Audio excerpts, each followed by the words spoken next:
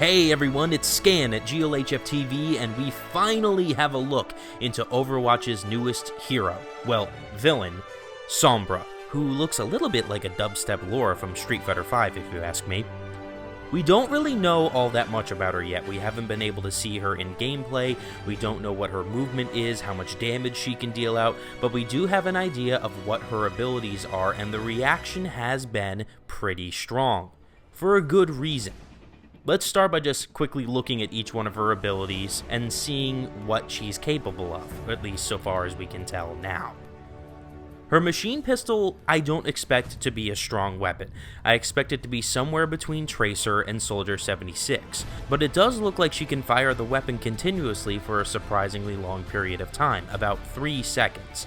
So she's going to be able to pepper the opponents for some damage, but I don't really expect Sombra to be a character to be racking up a ton of kills in every match. I expect other offense heroes like McCree or Reaper to be taking this role. Let's start looking at Sombra's ability, starting with Hack. Sombra hacks enemies to temporarily stop them from using their abilities, or hacks first aid kits to make them useless to her opponents. I don't see the first aid kit's hack being nearly as important as the ability to deny your enemy's abilities. Does this include your enemy's ults as well? I really hope it does. And most importantly, can you hack through an enemy shield? If you can directly hack through the shield of, say, Reinhardt, and deny his ability to block for his team face to face with him while his shield is up, that alone, I think, makes her one very, very important character in the meta of Overwatch on the competitive scene. Moving on, Thermoptic Camo. Sombra becomes invisible for a short period of time, during which her speed is boosted considerably. Attacking, using offensive abilities, or taking damage disables her camouflage. It's very clear that Sombra is supposed to be an infiltrator. She's supposed to be a flanker.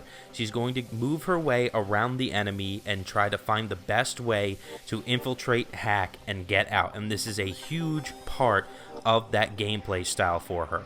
The speed boost, although we don't know exactly how big it is right now, coupled with Lucio's initial speed boost, could make her one of the best characters to capture a point quickly at the beginning of a match. Not to mention, the ability for her to invisibly move around and flank an enemy defensive position is going to be an absolutely huge asset to your entire team.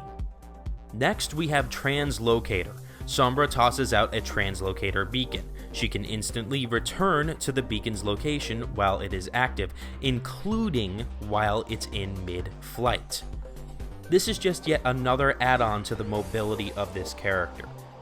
In the little bit that we've been able to see of the beacon working, she can throw it very, very high. It basically gets thrown like a grenade. So this is essentially a vertical blink. She has full 360-degree capabilities, full spherical capabilities of a blink, as opposed to the simple horizontal capabilities of the blink of Tracer. I expect this to be used to access areas of levels that most characters can't reach, and yet again, assist in her ability to infiltrate and flank an enemy defensive position. And finally, we come to EMP. Sombra discharges electromagnetic energy in a wide radius, destroying enemy barriers and shields and hacking all opponents caught in the blast.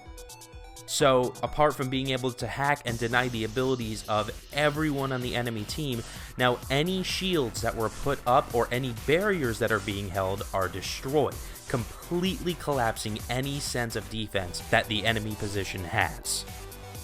Sombra is going to be an incredible crusher of defensive positions.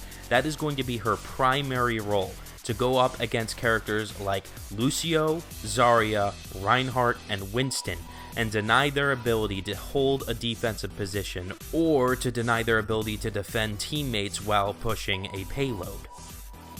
I find it very interesting that Sombra seems like she's a very strong counter to the current top 3 of the meta: Lucio, Zarya, and Reinhardt. I think one of the biggest questions that can't be answered right now is her visibility while she's in camo. Will she be able to be spotted by things such as Hanzo's Sonic Arrow, Widowmaker's ult, or can turrets see her? If turrets can see her, Torbjorn immediately becomes a little bit more important again, as the ability to scout for an invisible Sombra will be a very important part of the game. Again, I don't see Sombra as a character that's going to be all that good on her own. If you single her out, I don't expect her to be able to survive for very long. Yes, she has an ability to escape with her Translocator, but unlike Tracer, she's not going to regain health when she teleports away from the battle.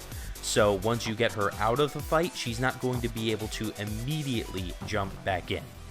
Taking her out as quickly as you can to make sure she doesn't hack someone like Reinhardt or Zarya, I think is going to be very, very important. And I expect there to be a lot of testing done with her in the test server next week once she's finally available. And I already think that she's going to have a very, very strong place in high-level competitive play of Overwatch.